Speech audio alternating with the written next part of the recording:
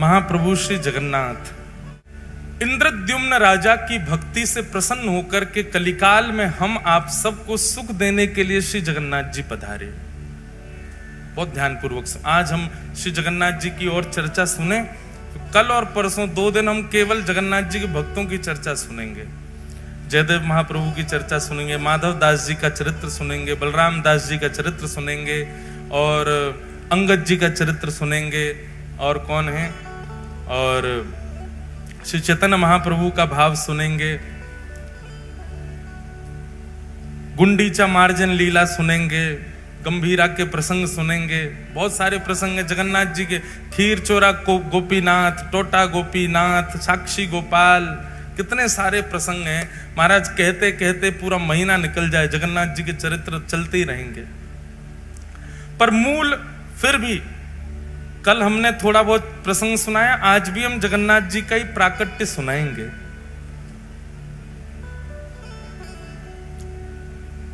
जगन्नाथपुरी से पहले महाप्रभु श्री जगन्नाथ जी का प्राकट्य हुआ द्वारिका में।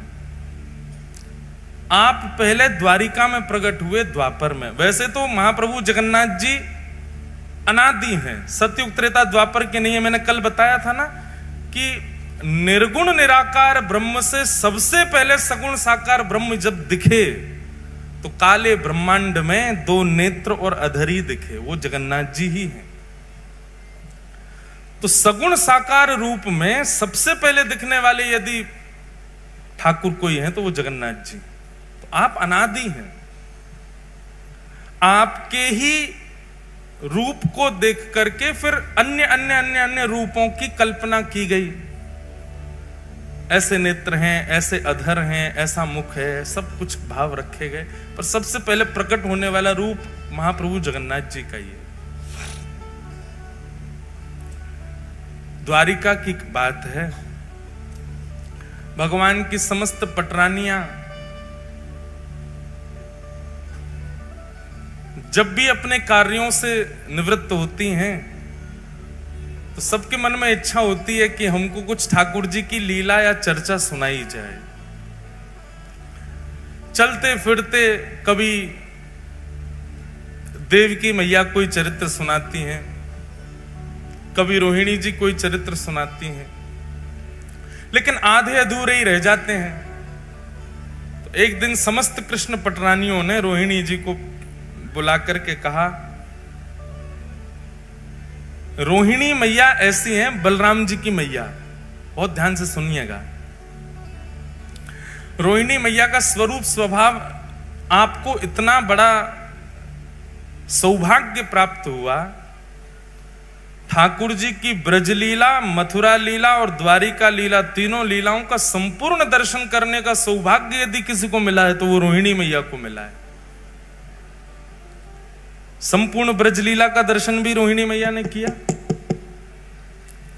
संपूर्ण मथुरा लीला का और द्वारिका लीला, सारी लीलाओं का दर्शन रोहिणी मैया ने किया है।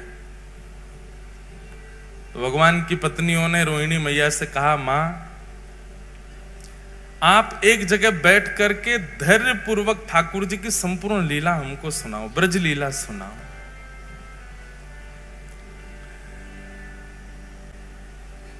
रोहिणी मैया कहने लगी, जब एक जगह बैठ के ही पूरी कथा होगी तो फिर सबको निमंत्रण दो, सबको बुलाओ, विधिवत कथा होगी, पूरे ब्रजमंडल की लीला हम सुनाएंगे, ठाकुर जी के जन्म से लेकर के अब तक की संपूर्ण लीला सुनाएंगी, सबको बुला के लाओ। बहुत ध्यान पूर्वक शांति से बैठ के सब लोग सुनना। तभी रुक्मणी आदि अष्टपटरानियां कहने लगी, मां सब आएंगे लीला में, लेकिन 3 लोग वर्ज्य रहेंगे। 3 लोगों को निषेध है कथा में आना। रुक्मणी जी बोली कौन? रोहिणी मैया बोली कौन? बोले सबसे पहले तो बलराम जी, जे नहीं आने चाहिए कथा में।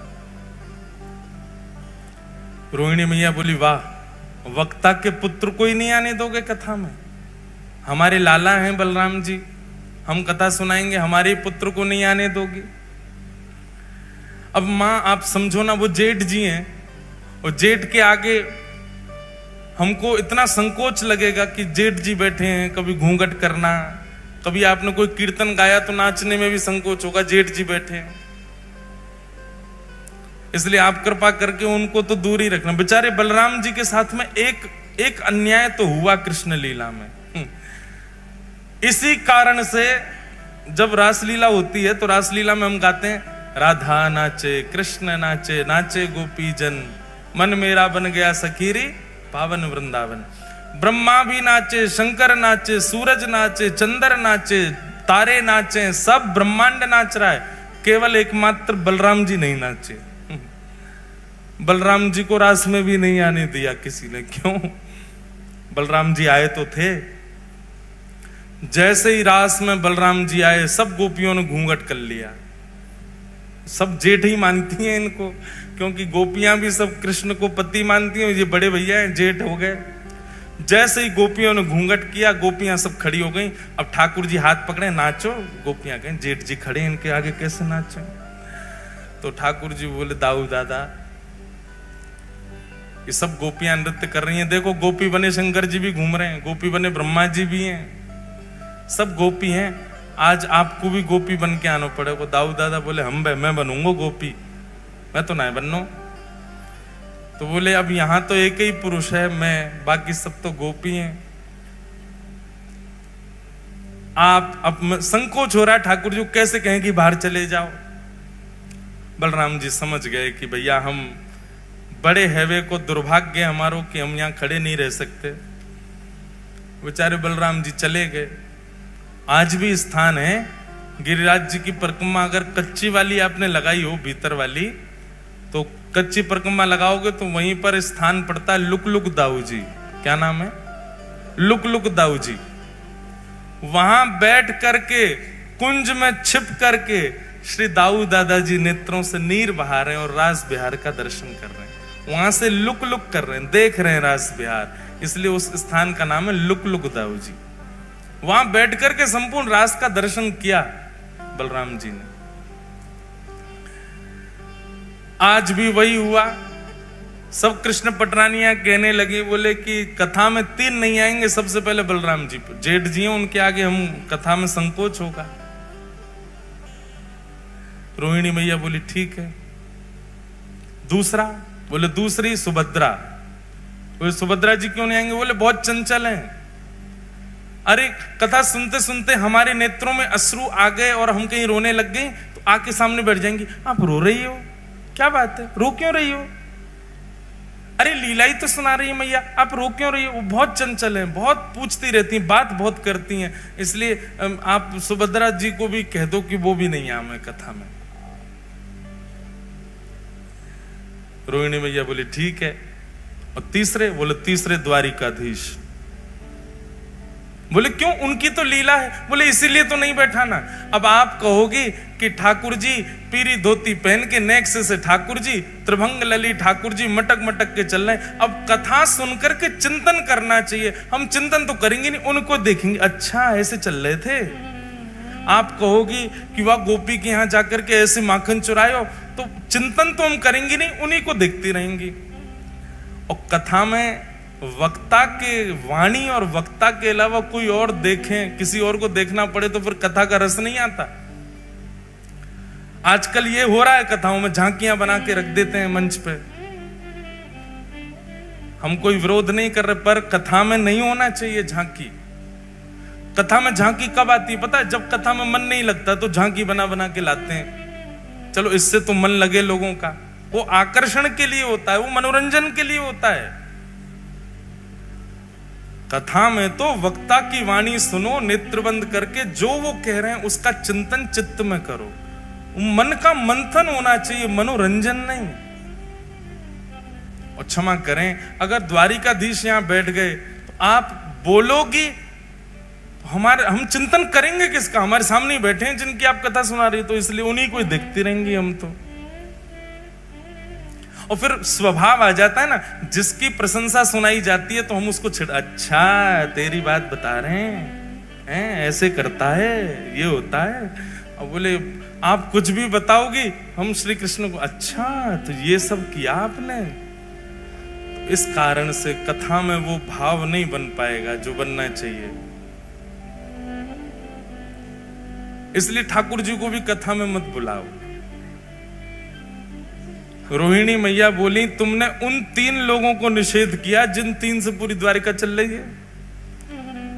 द्वारिका में पत्ता नहीं हिलता इन तीनों के बिना, और तुम कह रही हो कि तुम पूरी कथा सुन लोगी इन तीनों के बिना। बहुत ध्यानपूर्वक सुनिएगा। उपचार, कुछ सोचो, कुछ विचार करो कि ये 3 कैसे रुकेंगे कथा में आने से। तो भगवान की पत्नियों में सबसे ज्यादा बुद्धिमान है सत्यभामा। रुक्मणी जी तो बहुत सीधी हैं, रुक्मणी जी बहुत सहज है। रुक्मणी जी तो कह भी रही थी, आने दो, कोई बात नहीं, पीछे बैठ जाएंगे तीनों। सत्यभामा ही अड़ी है, ना ना ना ना, तीनों नहीं आने चाहिए। सत्यभामा जी बोली, एक उपाय है। बोले क्या? बोले इन तीनों को एक खेल में व्यस्त करा देते हैं। एक खेल खेलते रहेंगे, उसी में व्यस्त रहेंगे, उतनी देर हम कथा सुनते रहेंगे। बहुत दिन हो गए, अब ये बड़े हो गए तीनों, इन तीनों को इनका बचपन याद कराया जाए।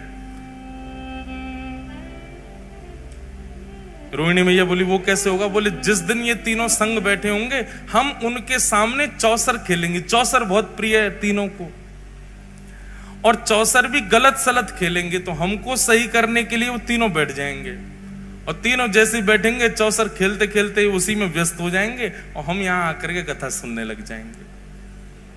रोहिणी मैया बोली, ठीक है, तुम्हारी तरकीब अच्छी है, लगाओ। वही हुआ।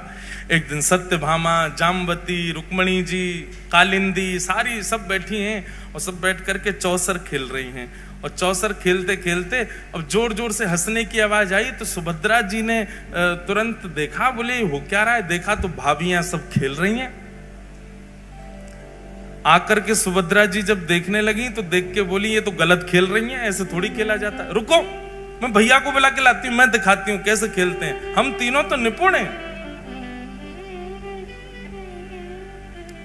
और तुरंत कृष्ण बलराम को लेकर के सुभद्रा जी आई, और चौसर की सेज पर बैठ गई, और वहां चौसर खेल खेल के दिखाने लगी। 3 पक्ष बट गए, कुछ बलराम जी के, कुछ ठाकुर जी के, कुछ सुभद्रा जी के, सब पत्नियां बट गईं। अब तो थोड़ी देर तो इनका उत्साहवर्धन किया। हाँ हाँ, बहुत अच्छा, बहुत अच्छा, अरे बलराम जी आप तो कमाल हो, कभी ठाकुर जी आप कमाल हो, ऐसे सब नाटक हो रहा था वहां पे। इतने में धीरे धीरे धीरे पीछे से उठ करके सब पत्नियां ठाकुर जी की जा रही थी। और जैसी खेल समाप्त होने लग जाए तो सत्यभामा जी ऐसा कुछ करें कि वो चौसर का पूरा जो स्थान था, जो पूरा सामने रखा था, वो हिल जाए। अरे अब तो दोबारा से होगा, और फिर शुरू हो जाए। ऐसे खेल में तीनों को तन्मय करके समस्त पटरानियां एक सभागृह में चली गईं, और रोहिणी मैया आसन पर विराजमान होकर के ब्रज लीला सुनाने लगी।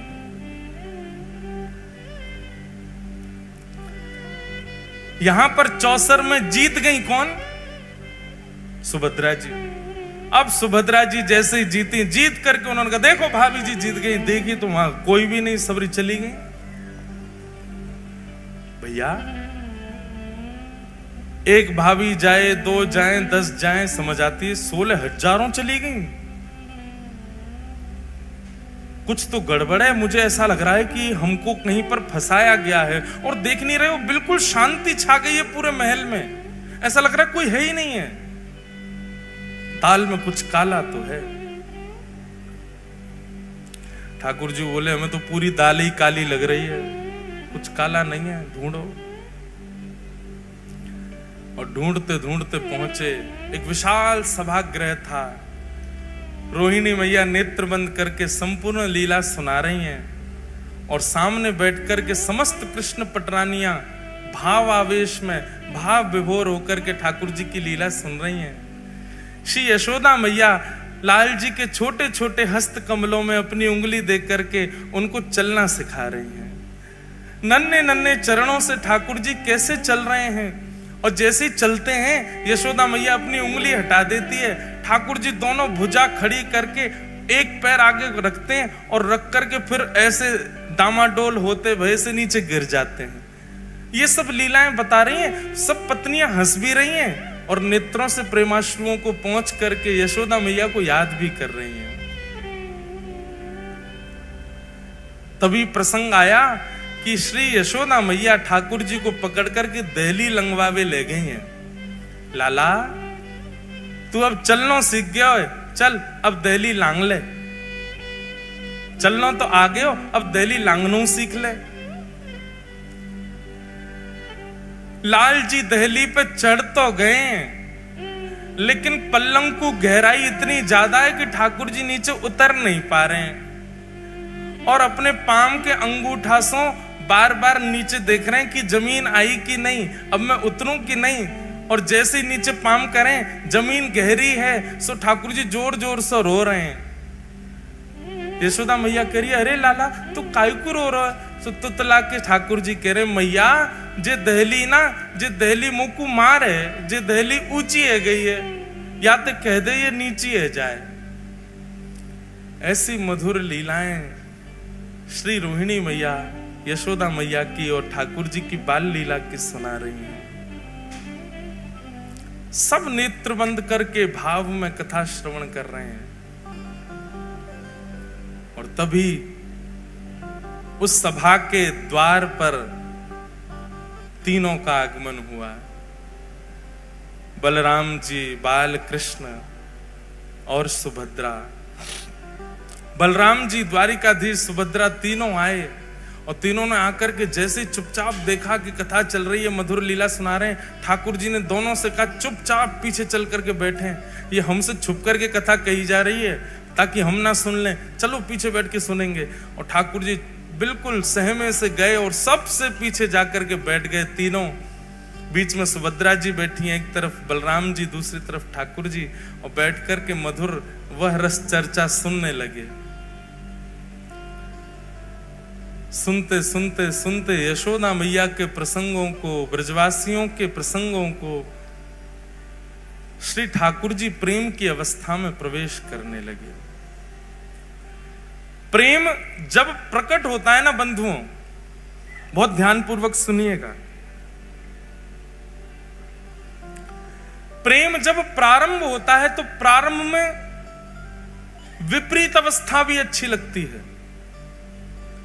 प्रेम जब प्रारंभ होता है तो प्रेमी को रात में निद्रा भी ना मिले तो भी अच्छा लगता है, भोजन ना मिले तो भी अच्छा लगता है, पानी ना मिले तो भी अच्छा लगता है, अनुकूल वातावरण का कमरा ना मिले, बिना एसी का कमरा मिल जाए तो भी अच्छा लगता है, बस प्रेमी संग होना चाहिए। प्रेम की प्रथम अवस्था है। प्रेम की द्वितीय अवस्था जब प्रारंभ होती है तो प्रेमी की परीक्षाएं शुरू होती हैं।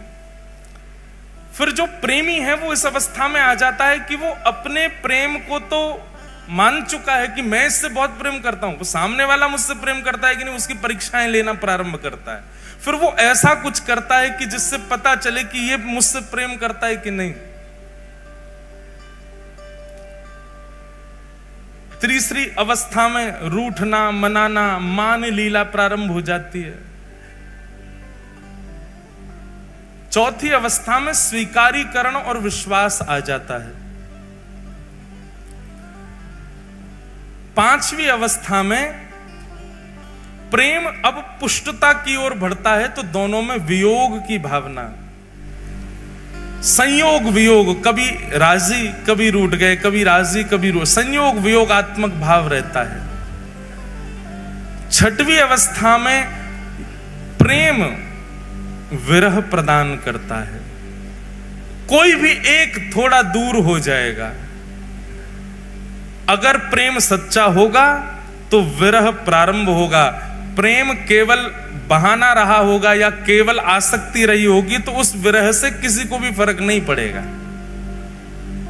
छठवीं अवस्था का प्रेम प्रारंभ होते ही अगर प्रेम सच्चा है तो विरह आएगा। सातवीं अवस्था में व्याकुलता आ जाएगी। अब पहले तो अच्छा लग रहा था इसलिए भोजन भी मन नहीं होता था, सोने का मन नहीं होता था, पर अब व्याकुलता इतनी बढ़ गई है, व्याकुलता के कारण भोजन नहीं प्रिय लगता, निद्रा नहीं प्रिय लगती। प्रेम की 8वीं अवस्था ये हो जाती है कि चिंतन करते करते करते करते प्रेमी का जित देखूं उदित श्याममयी है, जिसको देखते हैं उसमें प्रेमी दिखने लग जाता है।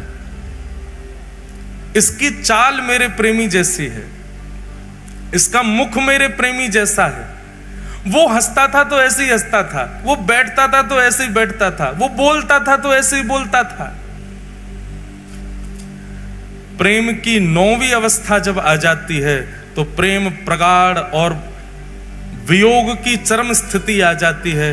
तब व्यक्ति जड़ और चेतन का भी भ्रांति नहीं रख पाता, जड़ से भी पूछने लग जाता है, जड़ से भी चर्चा करने लग जाता है, जैसी गोपियों की हो गई थी। भगवान के वियोग में वृक्षों से पूछ रही हैं, तुमने श्याम सुंदर को देखा? तुलसी से पूछ रही हैं, अरे तेरे बिना तो वो भोजन ही नहीं करते, तूने उनको देखा? मयूर से पूछती हैं, तुमने उनको देखा? तुझे तो सिर पे धारण करते हैं। प्रेम की 9वीं अवस्था आ जाती है और प्रेम की जब 10वीं अवस्था प्रारंभ होती है तो प्रेमी अपने प्रेमी का चिंतन करते करते करते करते करते करते प्रेम विगलित होने लग जाता है। जैसे एक मोमबत्ती में अग्नि प्रज्वलित करने पर वो पिघलने लग जाती है, ऐसे प्रेमी के सर्वांगीण अंग पिघलने लग जाते हैं। बहुत ध्यानपूर्वक सुनिए, कोई चर्चा मत कीजिए, हमारी प्रार्थना है। ठाकुर जी ने जब कथा में बैठना और श्रवण करना प्रारंभ किया तो ब्रजवासियों की याद आने लगी, अपनी लीला सुन के मुस्कुराने लगे, अच्छा सा लगने लगा।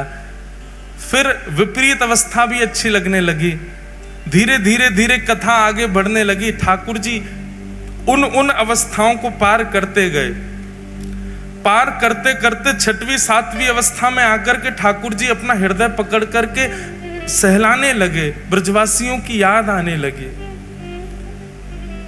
7वीं 8वीं अवस्था आते ही श्री ठाकुर जी के नेत्रों से अश्रुबिंदु गिरने लगे। सभागृह में दिखने वाली ब्रज जैसी कोई भी वस्तु उसको ठाकुर जी जा जा करके अपने हृदय से लगाने लगे। मेरी मैया कहाँ है, मेरे बाबा कहाँ हैं, मधुमंगल श्रीदामा सब कहाँ हैं? इस प्रकार ठाकुर जी ढूंढने लगे। अपनी पटरानियों में ही किसी के रूप को देख करके कहते हैं, श्रीदामा ऐसो ही लगे, मेरो मधुमंगल ऐसो ही दिखे, रोहिणी मैया को देख के यशोदा मैया ऐसी लगे, बलराम जी को देख के कहते हैं दाऊ दादा हमारे नंद बाबा ऐसे ही लगे। ठाकुर जी की ऐसी अवस्था प्रकट हो गई।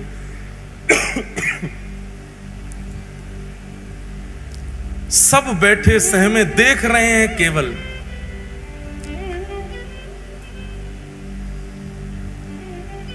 जैसे ही विरह की प्रेम की 10वीं अवस्था प्रारंभ हुई, सुभद्रा जी गईं, दौड़ करके ठाकुर जी को एक जगह स्थान पर लाकर के बैठाया, संभालने लगी। पर रोहिणी मैया तो भावावेश में आकर के कथा कहती जा रही हैं। सुनते सुनते सुनते प्रेम की 10वीं अवस्था में जैसे ही प्रवेश किया, ठाकुर जी की भुजाएं खड़ी हो गई, बलराम जी की भुजाएं खड़ी हो गई, मानो आवाहन कर रहे हो, अरे भैया कोई जाओ, जाके ब्रजवासिन को लाके हमारे हृदय से लगा दो। 10वीं अवस्था प्रारंभ होते श्री ठाकुर जी का श्री अंग पिघलने लगा, नेत्र पिघल गए, नासिका पिघल गई, कान पिघल गए, मुखमंडल पिघलने लगा, हस्त कमल पिघलने लगे, चरण पिघल गए, उदर पिघल गया, सर्वांगीण श्री अंग पिघलने लगा श्री ठाकुर जी का। प्रेम अपनी स्थिति में होता है तो नेत्रों से आंसू निकलते हैं, पर प्रेम जब चरम स्थिति में जाता है तो व्यक्ति की चर्म भी पिघलने लग जाती है।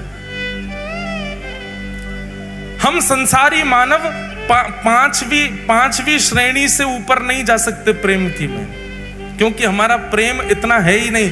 उससे ऊपर की स्थिति में जाते ही सबको अपना स्वार्थ दिखने लग जाता है। हम कभी 10वीं अवस्था, 9वीं अवस्था, 7वीं अवस्था में नहीं जा सकते। हमारी स्थिति केवल पंचम अवस्था तक है। जैसे वियोग प्रारंभ होता है, वियोग आते ही हमको अपना स्वार्थ दिखता है और स्वार्थ दिखते ही हम अपने प्रेमी का त्याग कर देते हैं। उससे मिलने वाले विरह को हम सह नहीं पाते।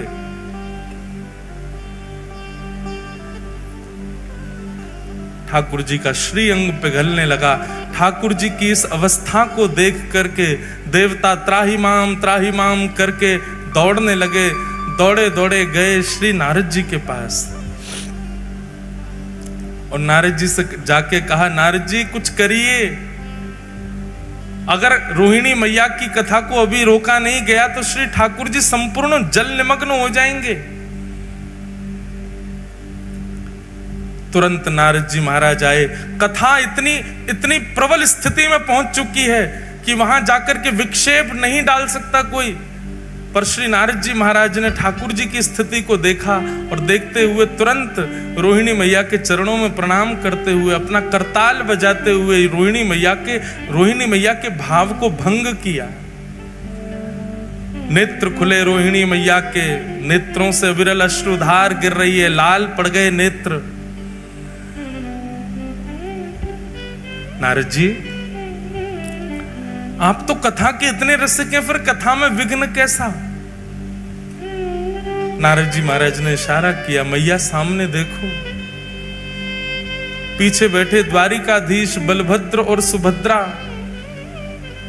तीनों प्रेम की 10वीं अवस्था पार कर चुके हैं। उनका श्री अंग पिघल रहा है। यदि मैं आपकी कथा को थोड़ी देर और नहीं रोकता तो तीनों जल निमग्न हो जाते, नदी बनकर के बहने लगते।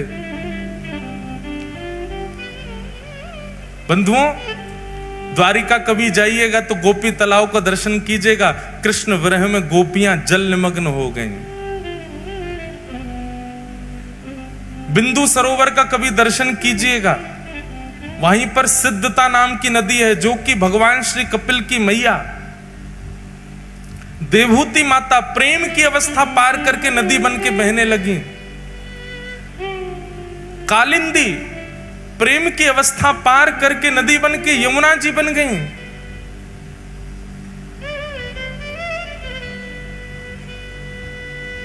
भगवान शिव का प्रेम ही श्री गंगा के रूप में परिवर्तित हो गया। प्रेम की अवस्था को जिसने पार किया वो बहने लगा। यदि उस समय नारद जी नहीं आते, कथा को नहीं रोकते, तो शायद जगन्नाथ प्रभु भी बहने लगते। कोई नदी ही प्रकट हो गई होती द्वारिका में। रोहिणी मैया से कहा, कथा को यहीं विश्राम दीजिए, ठाकुर जी का श्रीअंग पिघल रहा है। सब दौड़ करके गए, देखा बलभद्र, सुभद्रा और श्री जगन्नाथ, श्री द्वारिकाधीश, तीनों का श्री अंग प्रेम विगलित हो गया। नारद जी महाराज रुदन करने लगे, चरणों में प्रणाम करने लगे। भगवान, आप अपने रूप में प्रकट हो जाइए, नाथ ऐसा मत कीजिए। जगन्नाथ द्वारिकाधीश कहने लगे, नारद जी, पूरे विश्व को बताने के लिए कि प्रेम की अवस्था क्या होती है, ये स्वरूप मेरा सदा तुम्हारे चित्त में रहेगा। मैं अभी अपने पूर्व रूप में आ जाऊंगा, पर मेरे इस स्वरूप को तुम अपने चित्त में धारण करके रखो। कलिकाल में व्यक्ति इतना ज्ञान सहन नहीं कर पाएगा, वैराग्य अपने जीवन में ला नहीं पाएगा, पर वो प्रेम का अधिकारी बन पाएगा। उसको प्रेम स्वरूप बताने के लिए, प्रेम किसे कहते हैं यह दर्शाने के लिए, मेरा यह स्वरूप तुम्हारे हृदय से कलिकाल में पुनः प्रकट होगा। तब तक के लिए इस स्वरूप को तुम अपने चित्त में विराजमान कर लो। और वही ब्रजवासियों का प्रेम, वही श्री किशोरी जी, वही नंद बाबा यशोदा मैया के विरह में प्रेम जो प्रकट हुआ द्वारिकाधीश का, वही रूप कलिकाल में इंद्रद्युम्न राजा के द्वारा इस धराधाम पर प्रकट हुआ, जिनका नाम विश्व प्रसिद्ध श्री जगन्नाथ हुआ। बोलो जगन्नाथ महाप्रभु की।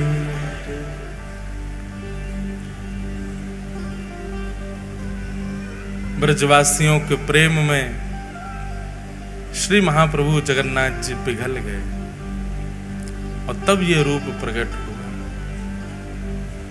बंधुओं, संसार में सब प्रेमी अपने आप को दिखाते बताते हैं, पर प्रेम तो केवल ठाकुर जी जानते हैं और कोई नहीं जानता।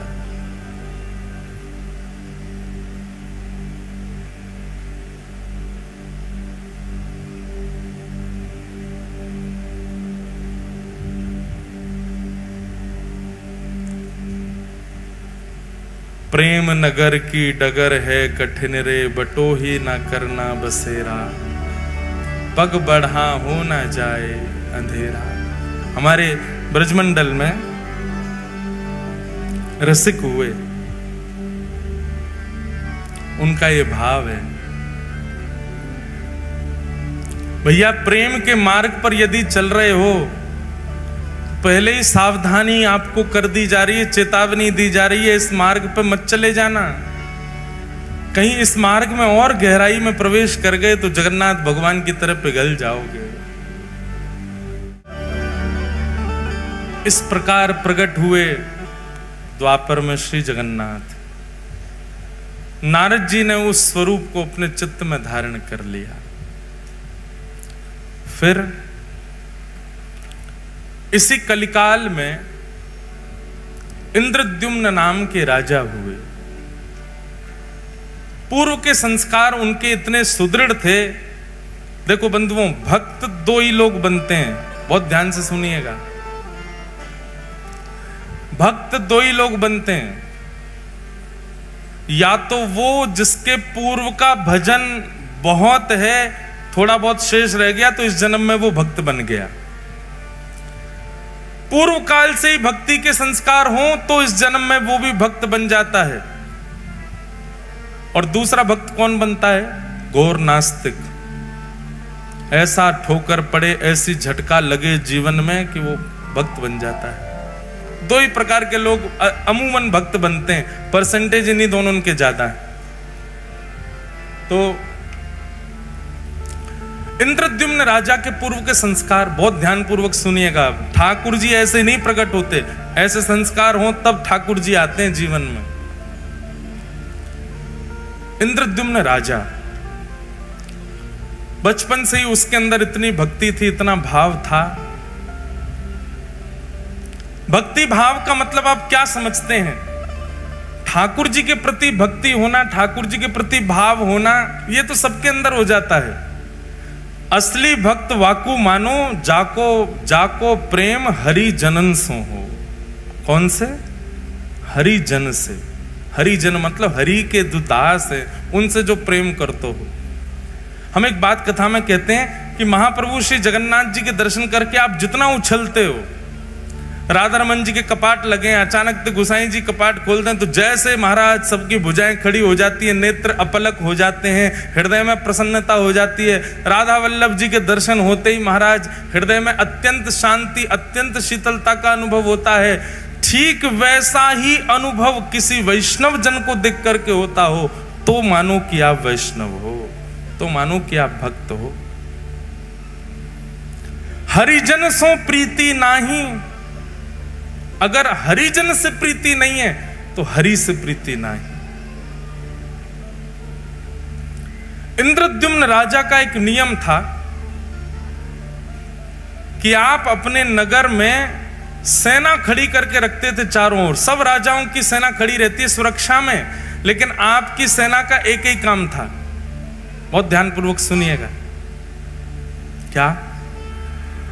नगर में आने वाले हर व्यक्ति से पूछना कि वो कहां से आया है, और नगर से जाने वाले व्यक्ति से पूछना वो कहां जा रहा है।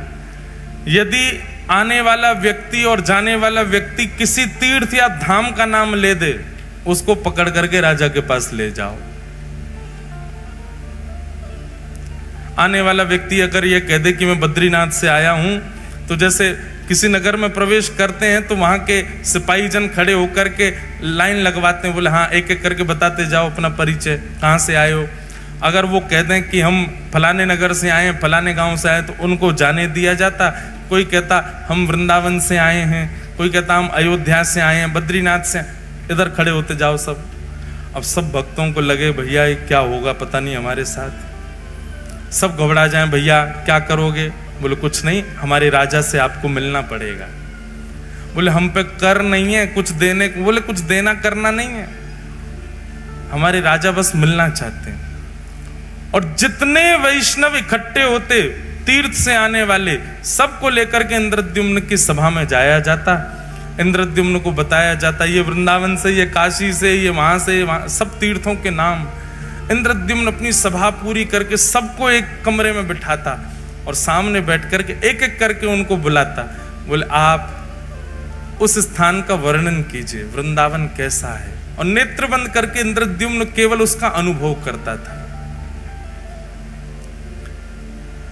वहां की नदी कैसी है, वहां के लोग कैसे हैं, वहां की वृक्ष वल्लरियां कैसी हैं, वहां का तापमान कैसा रहता है, वहां ठाकुर जी की सेवा कैसी होती, प्रसाद कैसा लगता है, सारी बातें इंद्रद्युम्न बैठ करके सुनता था। एक अद्भुत भक्ति का प्रकार था इंद्रद्युम्न का।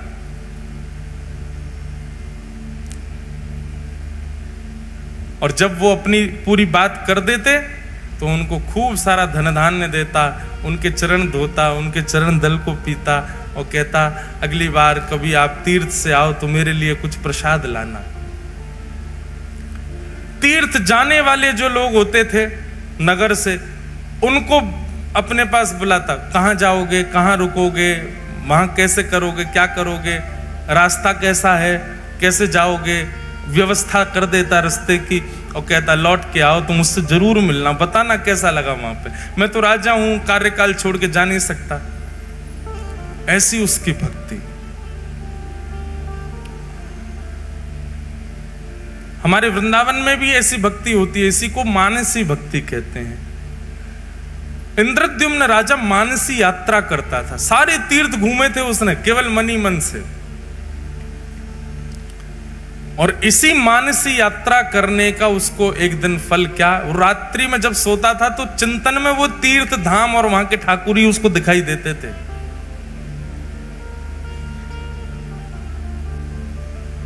एक दिन ऐसे ही पूछते पूछते पूछते वैष्णवों से, उनके संग बैठ के सत्संग करते करते रात्रि में इंद्रद्युम्न सोए। और जैसे ही सोया स्वप्न में उसको एक पर्वत दिखाई दिया। उस पर्वत में सुंदर गुफा है और उस गुफा के भीतर त्रिभंग लली श्याम सुंदर बिल्कुल नील मणि की तरह चमक रहे हैं। अद्भुत उनकी छटा, ऐसा अद्भुत दर्शन करने लगा। उनका दर्शन करके नेत्र आनंदित हो गए। उनकी सुंदर चरण की उनके सुंदर अंग की सुगंधी इंद्रद्युम्न को आने लगी। उनकी वो एक क्षण की झलक इतनी सुंदर, इतनी मनमोहक थी। छटपटा करके नेत्र खुले इंद्रद्युम्न के, जलपान करने लगा, अपनी छाती को मसलने लगा। ये मैंने कैसा दृश्य देखा, ये कौन थे, ये कहां के ठाकुर जी। मैंने इतने तीर्थयात्रियों से पूछा पर ऐसा स्वरूप तो किसी ने मुझे वर्णन नहीं किया। अत्यंत व्याकुल हो गया इंद्रद्युम्न। अब तो जो भी तीर्थयात्री आए उनके तीर्थ की चर्चा ना सुन के अपना हृदय का भाव बताता। ऐसी आंख है, ऐसी कमर है, ऐसा मुख है, ऐसे चरण हैं, आपने इनके बारे में सुना, ये कौन है, पर्वत पर रहते हैं। वैष्णव जन कहे नहीं, हमने तो नहीं देखा।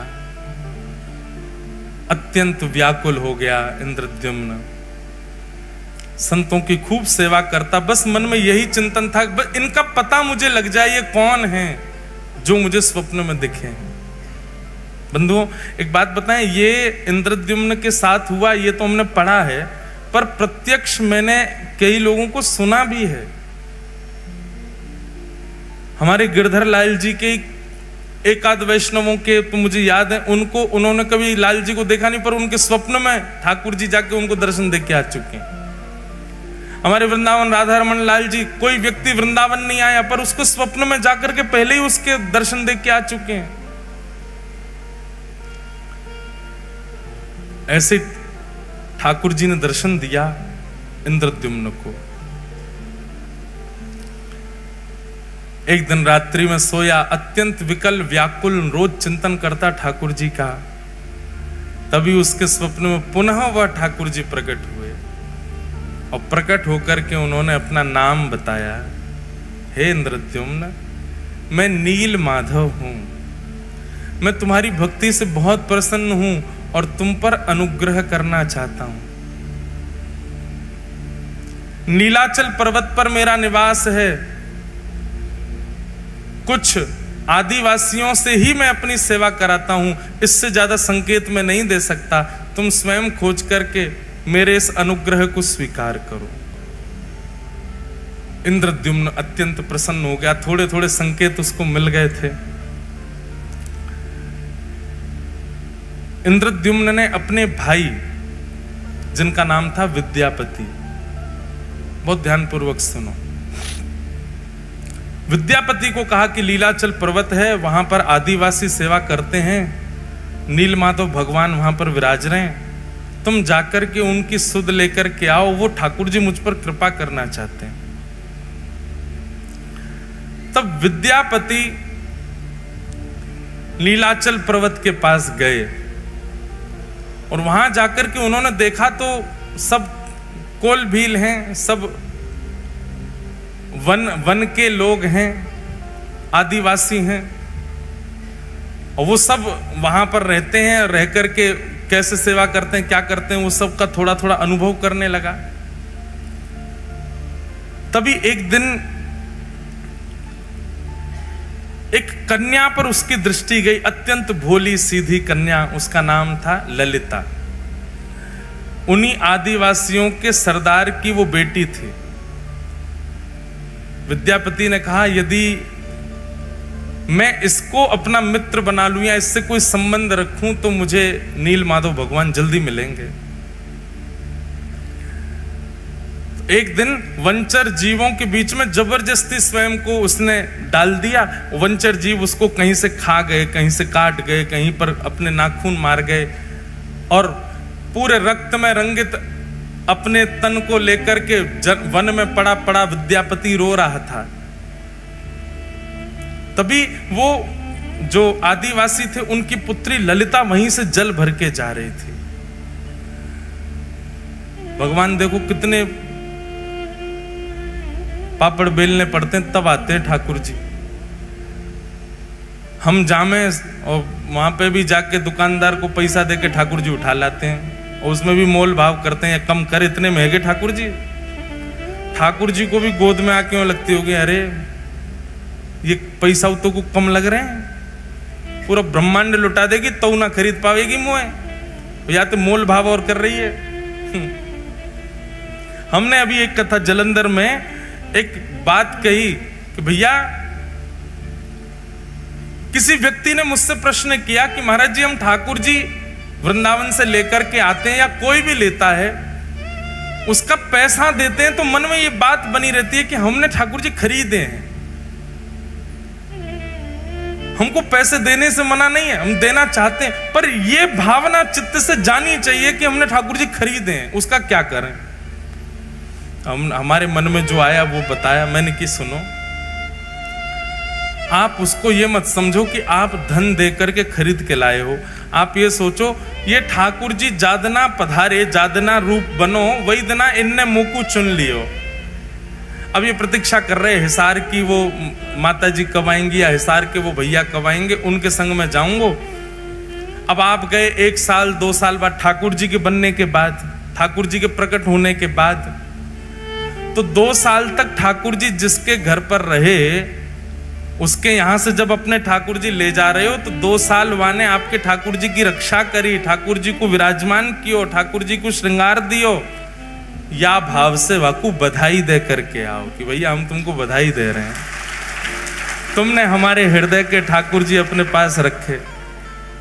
और सुनो, वो जितनो बतावे वहां में कछु बढ़ा के दे के आओ, बधाई दे के आओ।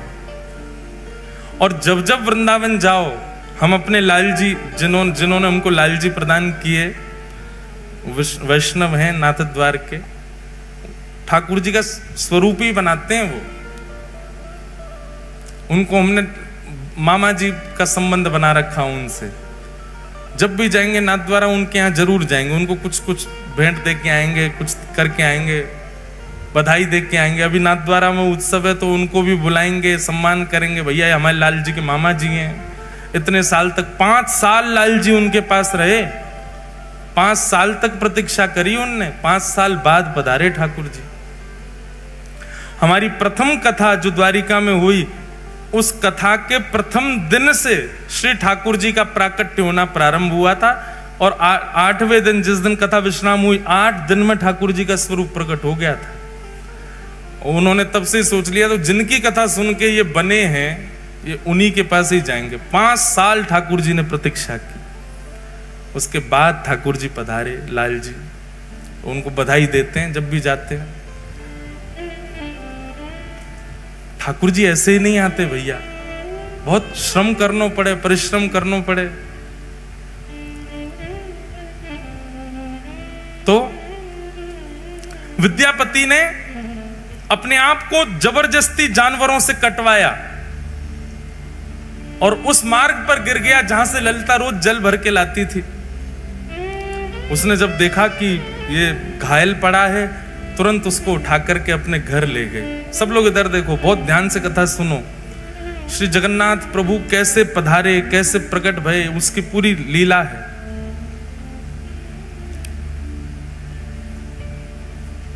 विद्यापति को लेकर के घर गई, पिताजी से जाके कहा, पिताजी ये घायल व्यक्ति है, मैं इसको ले आई हूं, आप इसकी चिकित्सा करो। ललिता के पिताजी का नाम था विश्ववसु। आज भी श्री जगन्नाथ जी की रथ यात्रा में विशेष सेवा उसी वंश की है।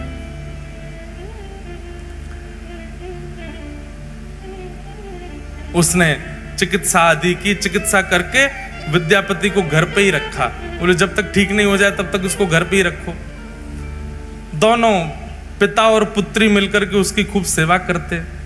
धीरे धीरे विद्यापति ठीक होने लगा। उसकी तो पूर्व से साजिश थी, अब इसको साजिश कहना थोड़ा अटपटा लगता है, पर उसकी पूर्व से योजना थी कि मुझे नील माधव भगवान चाहिए, उसके लिए चाहे जो करना पड़े।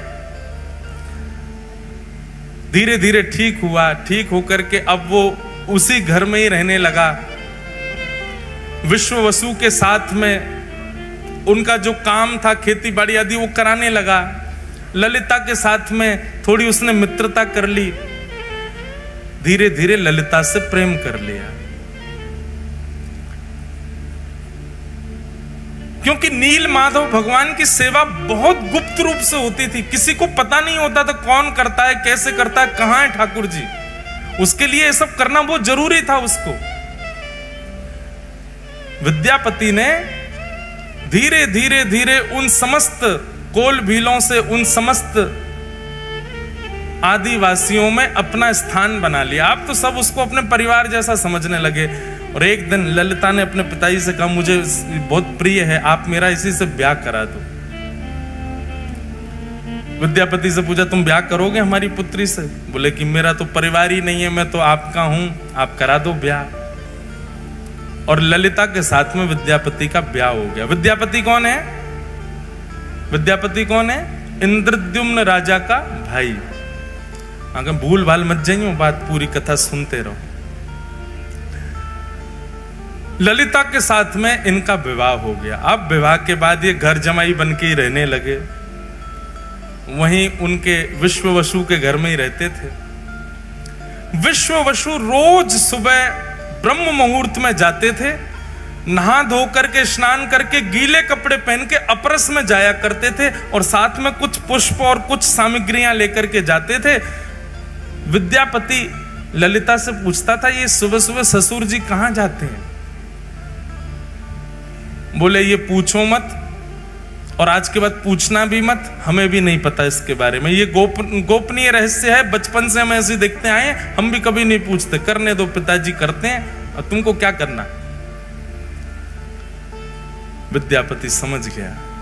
बोले ये नील माधव भगवान के पास ही जाते हैं, ये उन्हीं की सेवा करते हैं, इसीलिए किसी को नहीं बताते। धीरे धीरे देखने लगा, रात्रि में चंदन घिसा जाता है, पुष्प तोड़ करके लाए जाते हैं, गीले कपड़े में बांध के रखे जाते हैं, सुबह गीले कपड़ों में जाया जाता है और अंधेरे में जाते हैं, सूर्य उदय से पहले आ जाते हैं। तो अद्भुत है। एक दिन रात्रि में अपने ससुर जी के पास ही बैठ गए। अब तो प्रेम भाव बहुत ज्यादा ही हो गया था, पुत्र की भांति विद्यापति हो गया था। अपने ससुर जी के पैर थोड़े थोड़े दबा रहे थे, और तो दबाते दबाते धीरे धीरे पूछा, आप पुष्प किसके लिए तोड़ के लाते? ये रोज रात्रि में आप चंदन किसके लिए घिसते हैं? पिताजी, आप सुबह ब्रह्म मुहूर्त में कहां जाते हैं? पुत्र मोह में आकर के, और पुत्र मोह से भी ज्यादा होता है जमाई मोह। जमाई तो पुत्र से भी ज्यादा प्रिय लगता है। तो धीमे से प्रसन्न होकर के, देखो अब तो तुम हमारे घर के सदस्य हो, किसी को बताना मत, और तुम तो हमारे प्रिय हो, मुझे तुम पे बहुत भरोसा है। मेरी पुत्री तुमने स्वीकार की, किसी से कहना नहीं। नीलाचल पर्वत है, और लीलाचल पर्वत पर नील माधव भगवान विराजते हैं। वे प्रत्यक्ष ठाकुर जी हैं। वो चलते फिरते सारी लीलाएं होती हैं उनकी, पर उनके दर्शन का अधिकार केवल मुझको है, और मेरे बाद मैं जिसको चाहूंगा उसको होगा। विद्यापति ने कहा, तो आपके तो कोई पुत्र है नहीं, तो दर्शन आपके बाद किसको होगा? फिर आप क्यों ना ये सेवा मुझे भी दे दो। पहले तो विश्ववसु ने मना किया, नहीं नहीं नहीं, मैं नील माधव भगवान से पूछूंगा, वो जैसी आज्ञा करेंगे वही होगा, ऐसे में तुमको लेके नहीं जा सकता। लेकिन रोज रोज यही बात करने से एक दिन विश्ववसु ने मन में सोचा कि ठीक है, तुम्हारी इतनी इच्छा है, मैं तुमको ले तो चलूंगा, लेकिन याद रहे आंख पे पट्टी बांध के मेरे साथ चलना पड़ेगा, ताकि तुम मार्ग ना देख पाओ। कहीं तुम योग्य नहीं हुए, नील माधव भगवान को तुम प्रिय नहीं लगे, और कहीं तुम बिना उनकी अप्रियता के वहां पहुंच गए तो ठाकुर जी का अंतर ध्यान ना हो जाए। इसलिए दर्शन कराऊंगा, लेकिन प्रतीक्षा करना, ठाकुर जी को जब तुम प्रिय लगोगे तभी उनकी सेवा में जा सकोगे। और अगले ही दिन आंखों पर पट्टी बांधी विद्यापति के, और उसके ससुर जी विश्ववसु उनको लेकर के जा रहे। लेकिन विद्यापति तो इसी बहाने, इसी चतुराई से आया था कि उसको नील माधव भगवान चाहिए। उसने रात्रि में ही एक पोटली में खूब सारी राई भर ली। राई समझते हैं? सरसों के दाने। वो भर लिए, और भर करके उसमें एक सुई का छेद करके उसको अपनी कमर पर बांध लिया। और कमर पर बांध के दूसरे दिन पिताजी ने रुई लगाई, रुई के ऊपर पट्टी बांधी, पट्टी बांध के हाथ पकड़ करके ले गए। वो नीचे से उसने पोटली थोड़ी सी दबाई, उसमें से राई निकलने लगे। चला गया पर्वत के ऊपर, दुर्गम मार्ग पार करके नीलाचल पर्वत पर गुफा में पहुंचे, और गुफा में जाकर के नील माधव भगवान की सेवा आदि करने के बाद कहा कि अब मैं तुम्हारी पट्टी खोलूंगा, एक क्षण देखना, दर्शन करके फिर पट्टी बांध लेना। और जैसे ही उसकी पट्टी खुली, सामने नील वर्ण के श्री नील माधव भगवान मंद मंद मुस्कुरा रहे हैं, कटाक्ष कमल नेत्र हैं, सुंदर ठाकुर जी का वपु दिखने लगा। दर्शन हो गए। दर्शन करते तुरंत पट्टी बांधी, बोले चलो अब वापस यहां से, ताकि मार्ग ना पता कर ले। वापस लाग रहे, अब देखो तुमको दर्शन हो गए, अब नील माधव भगवान आज्ञा करेंगे तो तुमको सेवा मिलेगी, नहीं तो ऐसे ही रहो। अब उसको कहां, वो तो छटपटा रहा था, उसको दर्शन हो गए, अब वही छवि दिखे, बोले भैया कब से प्रतीक्षा कर रहे हैं। अब इन सबको मैं बताऊंगा कि इन्हीं की आज्ञा है मेरे भैया को, तो ये लोग मानेंगे नहीं। भैया अपना राजपाट छोड़ करके आ नहीं सकते।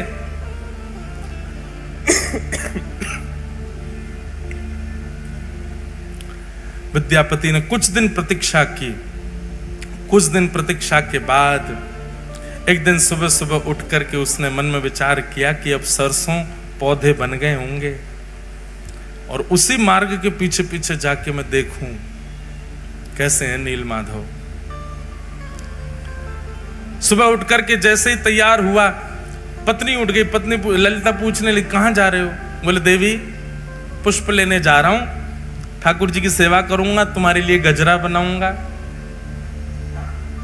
ऐसा कहकर के चला गया। ललिता बोली, आज तक तो कभी लाए नहीं गजरा, आज तक तो कभी सेवा के लिए पुष्प लाए नहीं, आज अचानक।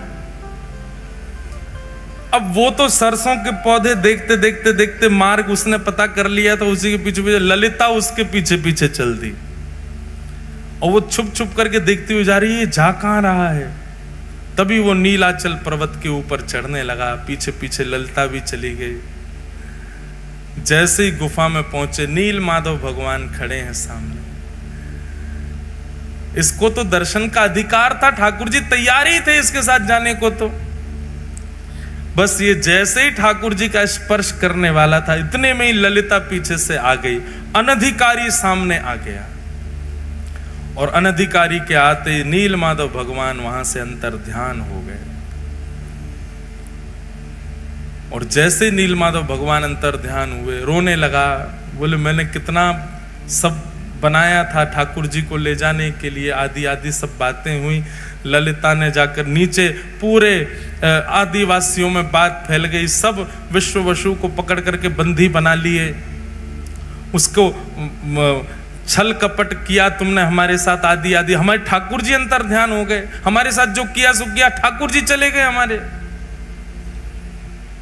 हम तुझे दंड देंगे। बोले कि मुझे दंड दीजिएगा, लेकिन मुझसे पहले आप एक बार राजा इंद्र करके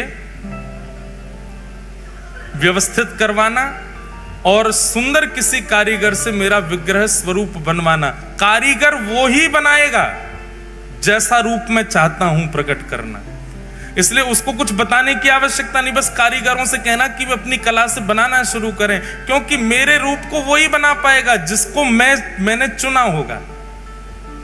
इसलिए तुम केवल समुद्र के तट पर जाकर के तीनों काष्ठों को इकट्ठा करो। तब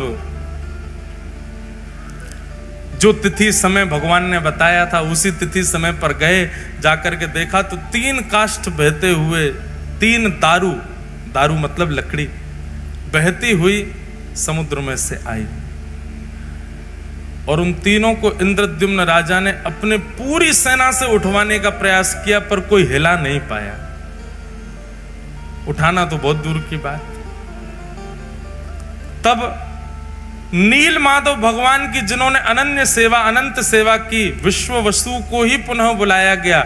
और उन्होंने आकर के चंद लोगों ने उठाया, तो वो दारू ब्रह्म अपने आप उठ गए और ले जाकर के उनको गुंडीचा की रानी के महल में रखवाया।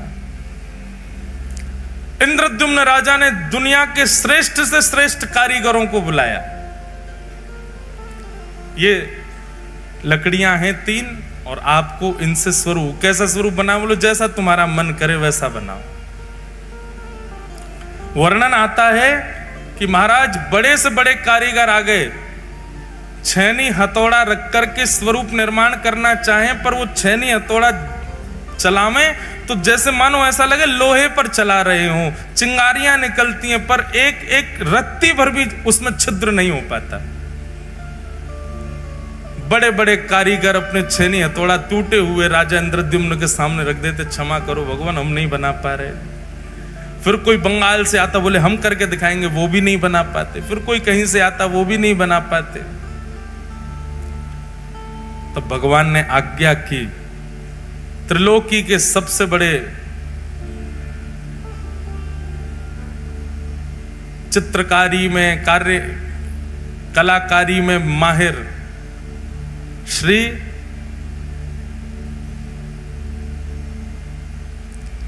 विश्वकर्मा जी को, बोले आप जाओ और जाकर के मेरा वही रूप प्रकट करो जो नारद जी के चित्त में विराज रहा है।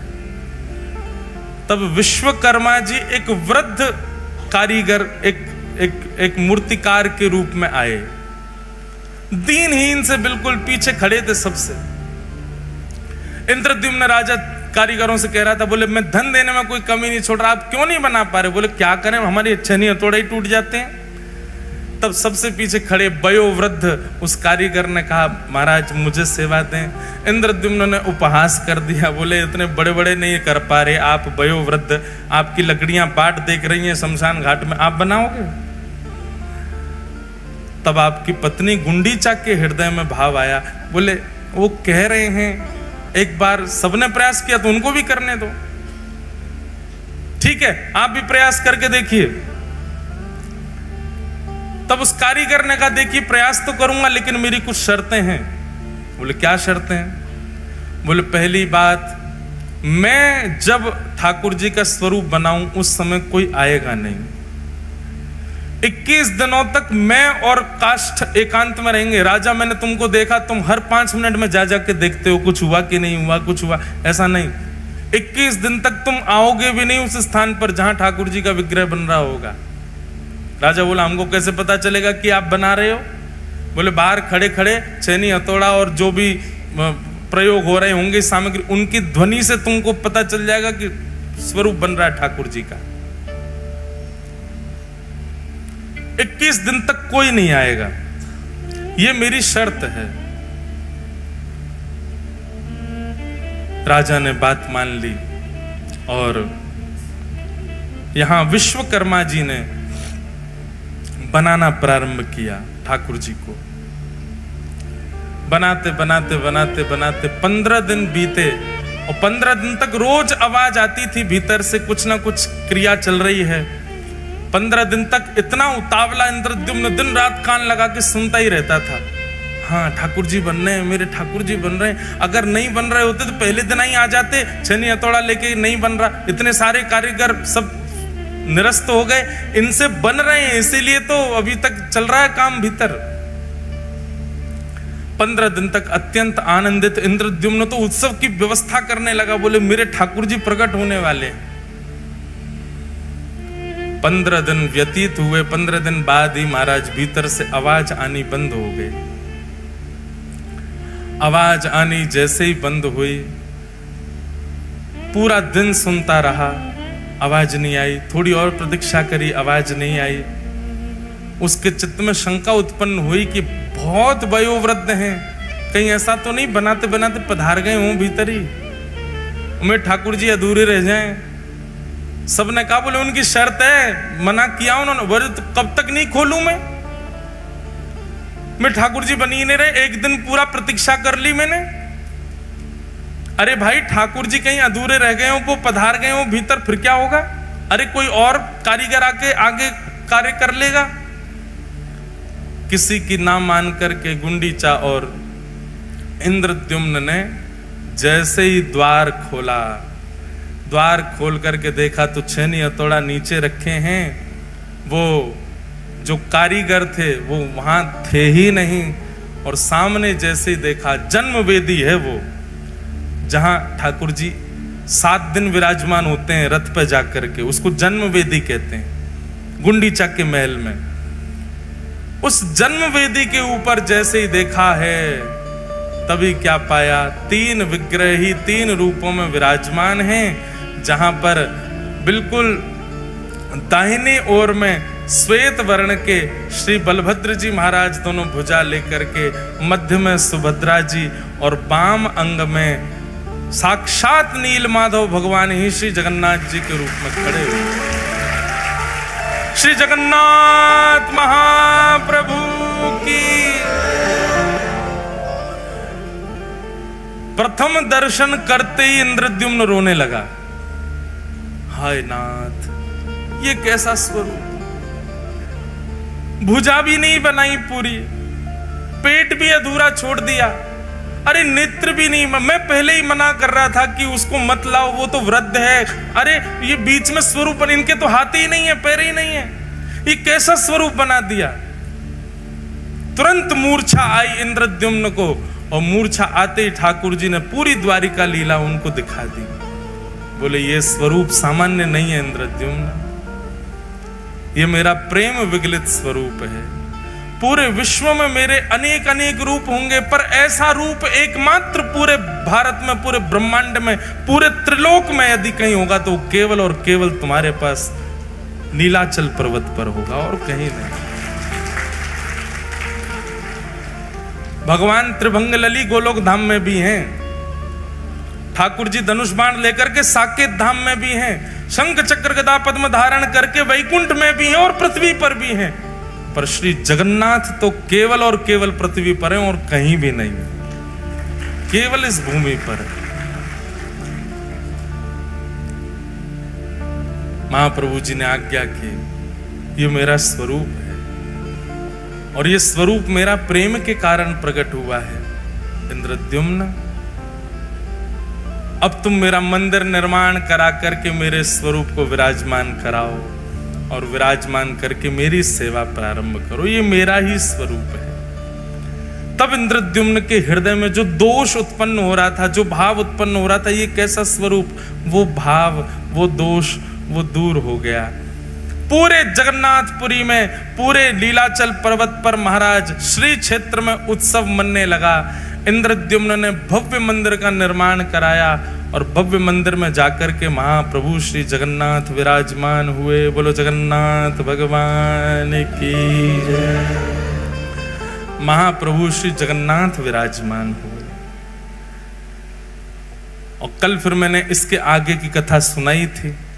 इंद्रद्युम्न राजा ने अपनी राज पदवी का त्याग कर दिया और राज पदवी का त्याग करने के बाद अपना संपूर्ण जो खजाना उसका था वो सब भगवान की सेवा में अर्पित कर दिया।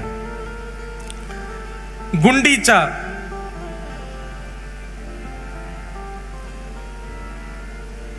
उसकी भावना थी कि पति ने तो मांग लिया कि मेरे वंश में कोई कहने वाला प्रकट ना हो कि ये मंदिर हमारे पिताजी ने बनाया था। गुंडीचा ने कहा मेरे चित्त में तो वात्सल्य है, मेरे चित्त में तो बालक का प्रेम है, वो मैं कहां अर्पित करूं। तब महाप्रभु जगन्नाथ जी ने वचन दिया, तुम्हारी पति की मनोकामना पूरी होगी कि वंश आगे नहीं बढ़ेगा और तुम्हारी मनोकामना पूरी होगी कि तुम्हारे पुत्र रूप में मैं ही रहूंगा। और मां, मैं आपको वचन देता हूं, मैं जगत का कल्याण करने के लिए यहां पर आया हूं, इसलिए साल भर तो मैं सबको दर्शन दूंगा, पर साल में 7 दिन के लिए रथ पर आरूढ़ होकर के मैं नित्य गुंडीचा आया करूंगा। बंधुओं, स्कंद पुराण में ठाकुर जी के गुंडीचा में जब वो विराज जाते हैं, भगवान जब रथ पर बैठ करके आते हैं और रथ से उतर के जब गुंडीचा में 7 दिन विराजते हैं, उन 7 दिनों में दर्शन का इतना बड़ा महत्व है। स्कंद पुराण में कहते हैं 3.5 करोड़ तीर्थ हैं पृथ्वी पर। कितने? 3.5 करोड़।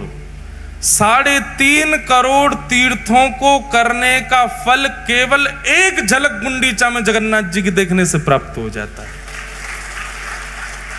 और आप श्री मंदिर में जगन्नाथ जी को जब देखोगे तो आपको लगेंगे पर ब्रह्म जगन्नाथ विराज रहे हैं, लेकिन आप अनुभव करेंगे, आप जब गुंडीचा में जाकर के जगन्नाथ जी को देखेंगे आपको लगेगा नेक सो लाला बैठो है। वहां ठाकुर जी अपना पर ब्रह्म रूप आपको थोड़े पतले से दिखाई देंगे, थोड़े छोटे से दिखाई देंगे, नेक से हो जाएंगे और थोड़े टेढ़े मेढ़े से दिखाई, ऐसा लगेगा मानो खेल रहे हैं, किलोल कर रहे हैं। क्यों? बोले अपने मैया के पास बैठे श्री ठाकुर जी। लीलाचल पर्वत पर महाप्रभु श्री जगन्नाथ जी विराजमान हुए। ठाकुर जी के, अच्छा एक बात बताओ, श्री जगन्नाथ जी का जन्म दिवस कौन सा होता है? बताओ, कौन बताएगा सब में? स्नान पूर्णिमा। स्नान पूर्णिमा जो होती है, जिसको चंदन यात्रा भी कहते हैं,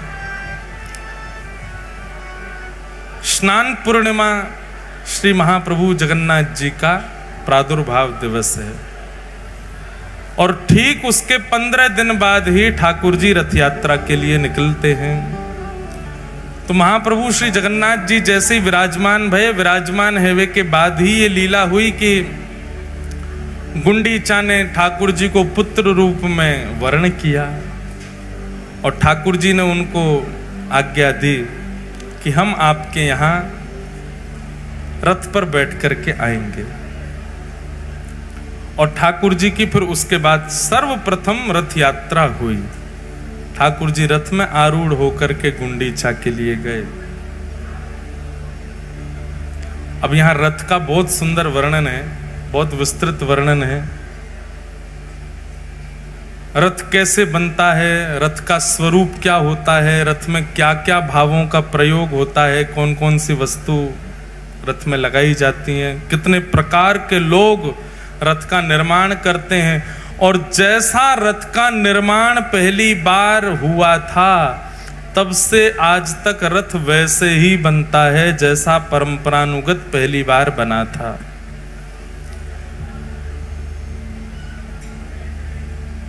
हमको लग रहा है आगे बोलें कहीं आप चूक नहीं जाओ, अच्छी बात है। सब लोग बैठ जाओ भैया। रथ जो है उसको मानव तन का ही स्वरूप बताया गया।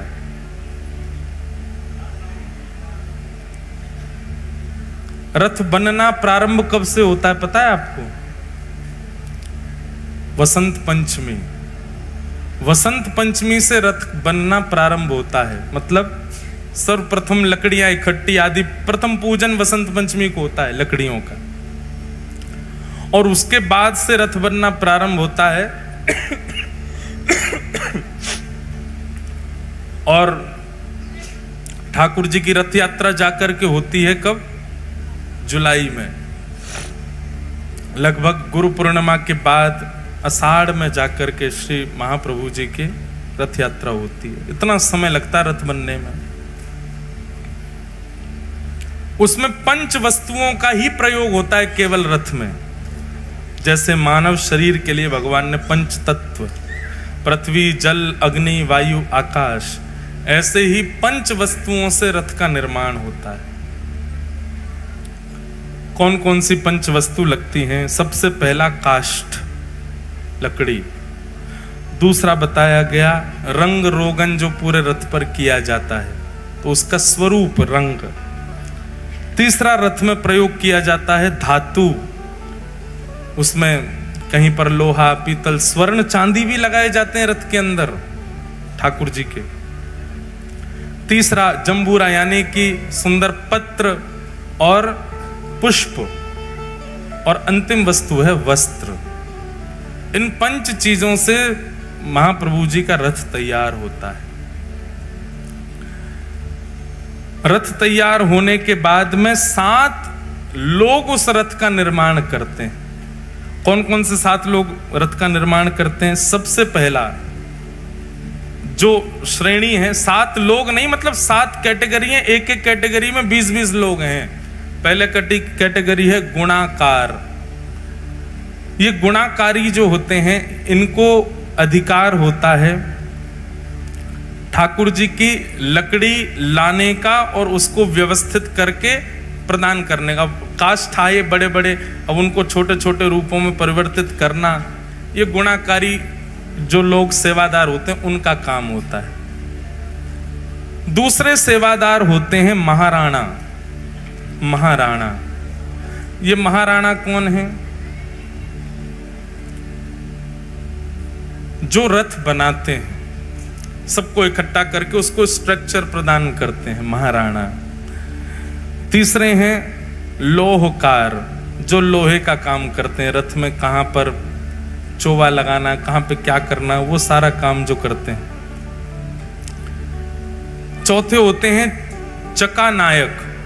ये चका नायक कौन होते हैं? जिनको चक्र बनाने की, जो रथ के पहिया होते हैं उनको बनाने की इनकी सेवा होती है। उसके बाद होते हैं मूर्ति नायक। पूरे रथ पर मूर्तियां बनाई जाती हैं, देवी देवताओं की, गंधर्वों की, माताओं, भगवान को नजर ना लगे तो हाय माताओं की भी मूर्ति बनती है।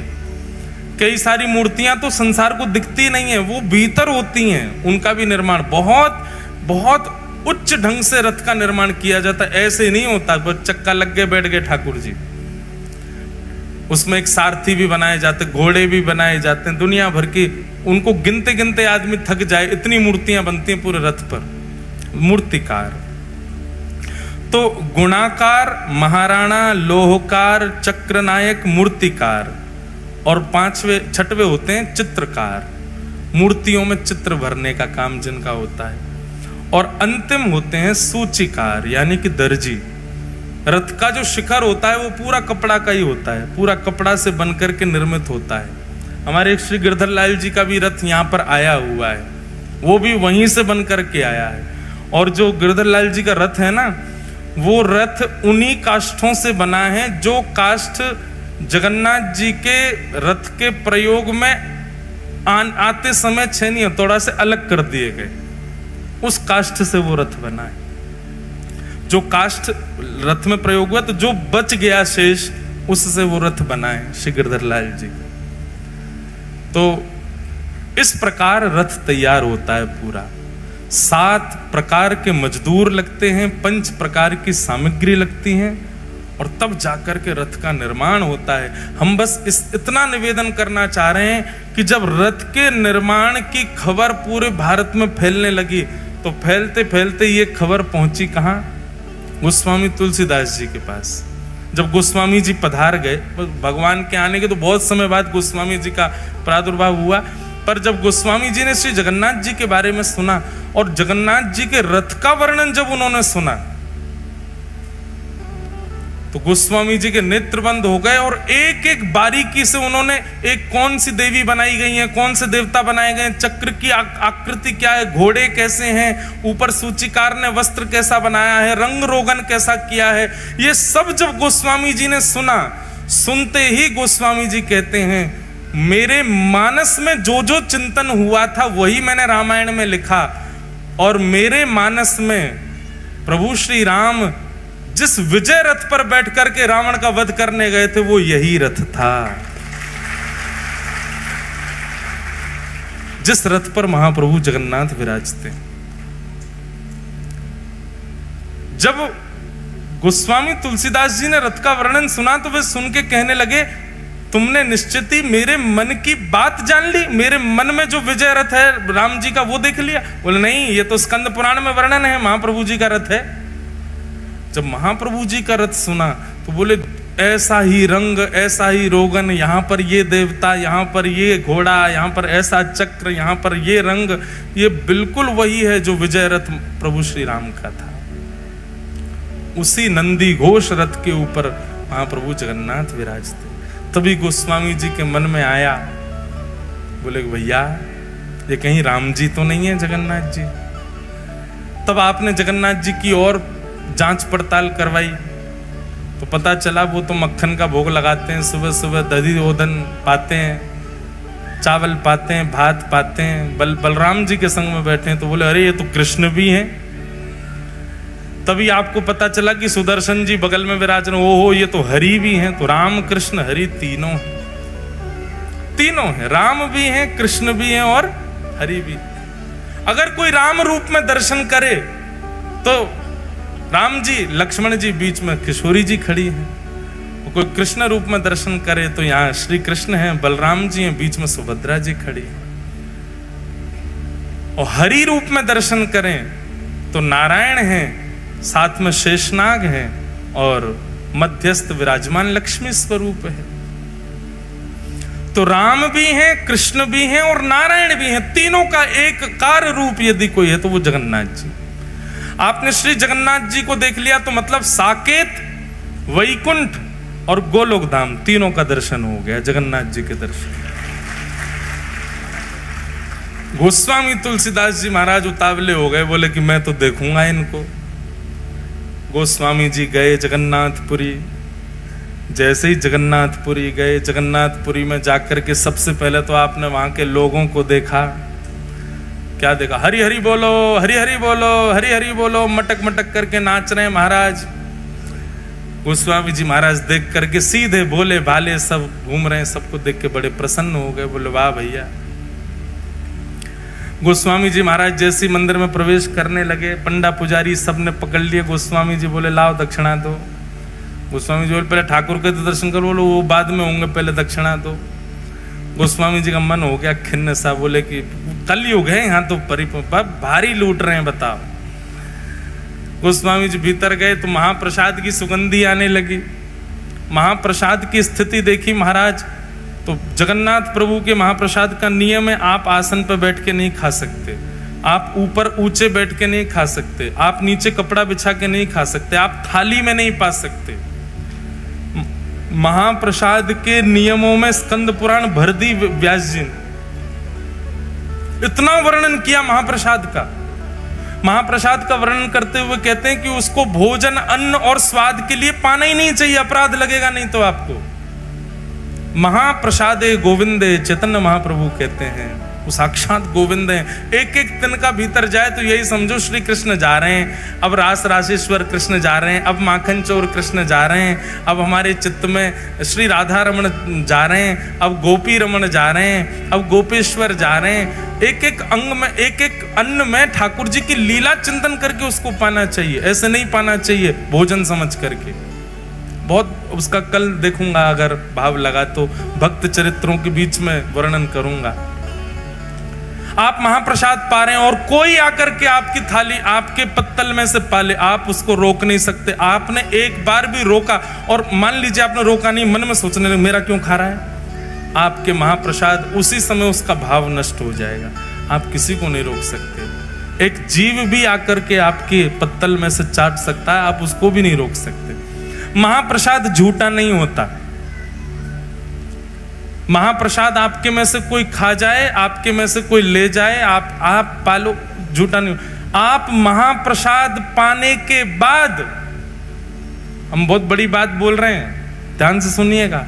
आप महाप्रसाद पाते पाते महाप्रसाद हाथ में लगा है, आप ठाकुर जी को भी छू लो, उसमें कोई दोष नहीं, क्योंकि महाप्रसाद कभी भी झूठा नहीं माना जाता। महाप्रसाद कभी भी पाते समय भाव उठा करके मुख से उंगली स्पर्श नहीं करानी चाहिए। महाप्रसाद जब भी पाव लेकर के उसको इतना ऐसा लो कि वो एक थोड़ा सूखा रहे, लड्डू जैसा रहे, तो आप उसको ऐसे ऐसे करके पा सकते हैं। महाप्रसाद पाने में कभी भी अगर आपने उंगली छुपा दी तो महाप्रसाद का भाव नष्ट हो जाएगा। तो कहते हैं अधर से केवल महाप्रसाद भीतर जाना चाहिए। महाप्रसाद के बड़े नियम हैं और अंतिम नियम, बहुत सारे नियम है पर एक विशेष सुन लो। महाप्रसाद पाने के बाद हाथ नहीं धोना चाहिए। आप कहोगे महाराज जी हाथ में लगा उसका क्या करें, तो वहां का नियम है सिर से पोंछ लो और या फिर जब वो सूखा हो जाए तो सूखा होकर के हाथ मीड़ लो, उसका पूरा जो बुरादा बने उसमें जल लगा के तिलक लगा लो। महाप्रसाद अन्न नहीं है, महाप्रसाद व्यंजन नहीं है, महाप्रसाद वस्तु नहीं है, वो साक्षात जगन्नाथ। गोस्वामी तुलसीदास जी महाप्रसाद देखने गए तो क्या देखा, एक व्यक्ति खड़िया फूटा हुआ घड़ा था, उसमें नेक से चावल लेके महाप्रसाद बना बना के पा रहा था और पाते पाते उसने वो छोड़ दिया। उसमें कोई कुकर खाने लगा और जो हाथ था उसको यूं पोंछ लिया। मां तुलसीदास जी बोले जे क्या किया इसने, और वो झूठे हाथ से ही भीतर प्रवेश कर गया मंदिर में। मां गोस्वामी जी बोले ये तो ऐसे तो लोग हैं यहाँ के। अब देखें ठाकुर कैसा है, भीतर जैसे ही प्रवेश किया, गोस्वामी जी के तो नेत्रों में आंसू आ गए। इनकी तो भुजा ही नहीं है, इनके तो नेत्र ही नहीं है, इनके तो कान ही नहीं है, नाक नहीं है, पैर नहीं है, कुछ भी नहीं है, अंग ही नहीं है इनका। तो मेरे प्रभु श्री राम बताया इनको, मेरे प्रभु श्री कृष्ण बता करके भेज दिया मुझे इनके पास। ये कैसे ठाकुर है? इतनी घबराहट होने लगी गोस्वामी जी को, तो तुरंत भागे वहां से। जैसे ही मंदिर से निकलने लगे तो एक वयोवृद्ध पुजारी बेंत लेकर के भीतर जा रहा था। गोस्वामी जी ने कहा तुम पुजारी हो क्या यहाँ के? बोले हाँ। बेंत लेके क्यों जा रहे हो गर्भगृह में? बोले लाला है, मानता नहीं, कभी कभी भय दिखाना पड़ता है इसको, इसलिए बेंत लेके जा रहे हो। गोस्वामी जी का तो और मन खिन्न हो गया, दौड़ करके गए, बोले कि अब भी जाऊंगा यहां से, अब रुकना ही नहीं है मुझे यहां पर। इतना मन उदास हुआ महाराज। इतने में ही समुद्र के तट पर जाकर के गोस्वामी जी तो रो रहे थे, अपने ठाकुर जी का चिंतन कर रहे थे बार बार। कैसा स्वरूप है, नव कंज लोचन कंज मुख कर कंज पद कंजारुणो श्री रामचंद्र कृपालु भज मन हरण भव भयदार। अरे नाथ, मेरे मेरे चित्त में दोबारा प्रकट हो जाइए। नव कंज लोचन, कंज कहते हैं कमल, कमल जैसे नेत्र हैं। नव कंज लोचन कंज मुख, कमल जैसा मुख है। पद कंज, पैर भी कमल जैसे। पद कंजारुण, पूरा श्रीअंग कंज कमल जैसा। इतने में ही नेत्र खोल करके देखा तो सामने वही जगन्नाथ जी प्रकट हो गए, बिना हाथ पांव बारे। गोस्वामी जी कहने लगे, नाथ ये कैसा रूप है? बोले खुद वर्णन करते हो और हमसे पूछ रहे? बोले मैंने कहां वर्णन किया? बोले मानस जी में किसने लिखा है? बिन पग चलहि सुनहि बिन काना। फिर क्या आगे? बिन निज कर्म करहु विधि नाना, बिना हाथ के सारे काम करता है, बिना कान के सुनता है, बिना नेत्रों के देखता है, बिना पैरों के चलता है। जाओ जाकर के मानस जी में चौपाई मिटा दो, क्यों लिखा आपने ऐसा? गोस्वामी जी के तो नेत्र सजल हो। हो नाथ नाथ नाथ क्षमा करो भगवान, मैं आपके भाव को पहचान नहीं पाया। आप मेरे लिए ऐसे बन के आए? ठाकुर जी बोले, मैं रूप तो अपने भाव से धारण करता हूं, पर मेरे रूप से ना जाने कितनों के भाव पूर्ण होते हैं। गोस्वामी जी आपने मानस जी में ये जो भावना लिखी है ना, ये मेरे जगन्नाथ रूप की भावना है। मेरे भुजा नहीं है, पर फिर भी एकमात्र जगन्नाथपुरी ऐसा है जहां पर ठाकुर जी का महाप्रसाद कभी सामने नहीं रखा जाता। जो महाप्रसाद हम पाते हैं वो ठाकुर जी के सामने नहीं पधराया जाता। तो भगवान का गर्भगृह, उसके बाद में एक और सभा हॉल है, उसके बाद गरुण स्तंभ, गरुण स्तंभ के बाद भोग मंडप है, वहां ठाकुर जी का भोग रखा जाता। बीच में तो दर्शनार्थी खड़े रहते हैं, भोग मंडप में सामग्री रखते हैं और यहां से ठाकुर जी पाते। बोले कैसे पा रहे हैं? बोले भुजा है ना, ठाकुर जी ऐसे ऐसे करके पाते हैं, ऐसे ऐसे लेके पावे वहां से। सब दर्शनार्थियों के ऊपर से हाथ ले जा करके ठाकुर जी पाते। एकमात्र, अरे विचित्र ही है श्री जगन्नाथ जी की सब लीला। ऐसे महाप्रभु श्री जगन्नाथ धराधाम पर इंद्रद्युम्न पर कृपा करके इस प्रकार प्रकट हुए। उन्हीं महाप्रभु जी के श्री चरणों में कितनों ने ठौर पाई, और सबसे बड़े तो हमारे श्री कृष्ण स्वरूप, श्री युगल स्वरूप महाप्रभु श्री चैतन्य, वे तो श्री जगन्नाथ जी में ही विलीन हो गए, श्री जगन्नाथ जी में ही विराजमान हो गए। ऐसे श्री जगन्नाथ जी का पावन चरित्र हम सुन रहे हैं। आज तो कब कब में समय निकल गया, हमको तो पता ही नहीं चली, 7:30 बज गए। आप सब लोग प्रेम और भाव से पधारो। कल भी कथा 4 बजे होगी, पर परसों कथा निक जल्दी होगी, क्योंकि परसों हमको कानपुर निकलना है। समय क्या रहेगा कथा का वो हम कल की कथा में बताएंगे। वृंदावन रसामृत की केवल 2 पंक्ति गाकर के आज की कथा को विश्राम देंगे। बलभद्र और सुभद्रा संग विराजे ब्रज के नाथ। बलभद्र और सुभद्रा संग विराजे ब्रज के नाथ। हाँ विराजे ब्रज के नाथ, विराजे ब्रज के नाथ। रथ आरूढ़ भय नंद नंदन, रथ आरूढ़ भय नंद, रथ आरूढ़ भय नंद नंदन, रथ आरूढ़ भय नंद। वो कहलाए जगत के नाथ, वृंदावन प्यारो वृंदावन, वृंदावन प्यारो वृंदावन, हे श्री वृंदावन मेरो वृंदावन, वृंदावन मेरो वृंदावन। रथ आरूढ़ भय नंद नंदन, रथ आरूढ़ भय नंद, कहलाए जगत के नाथ, वृंदावन मेरो वृंदावन, वृंदावन मेरो वृंदावन, हे श्री वृंदावन प्यारो वृंदावन, वृंदावन मेरो वृंदावन। ओ जिनकी कृपा से यह रस प्रकट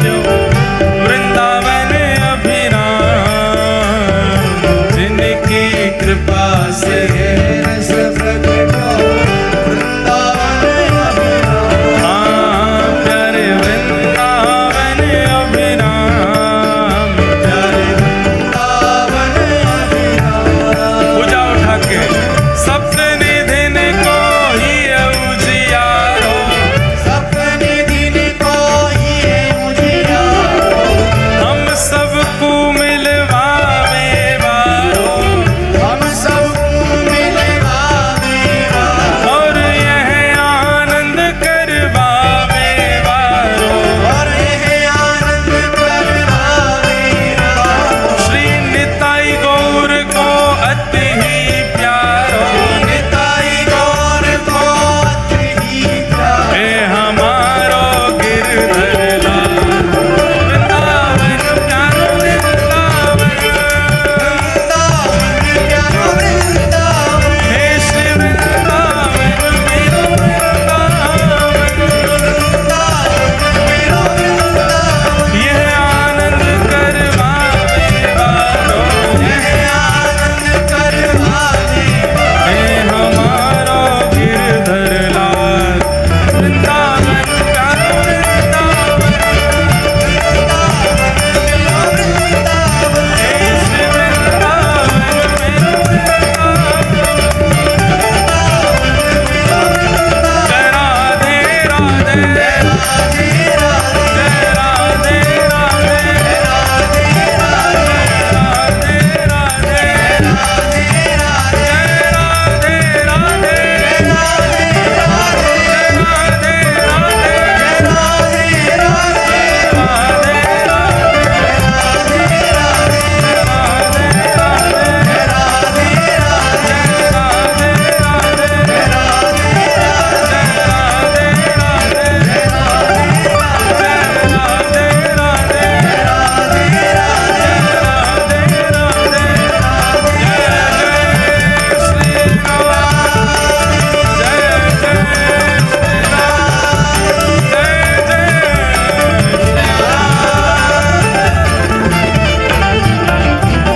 निताई गौर, निताई गौर, श्री निताई गौर। आप सब लोगों को श्री जगन्नाथ जी के आज कथा में प्राकट्य उत्सव की बधाई हो, बधाई हो, बधाई हो।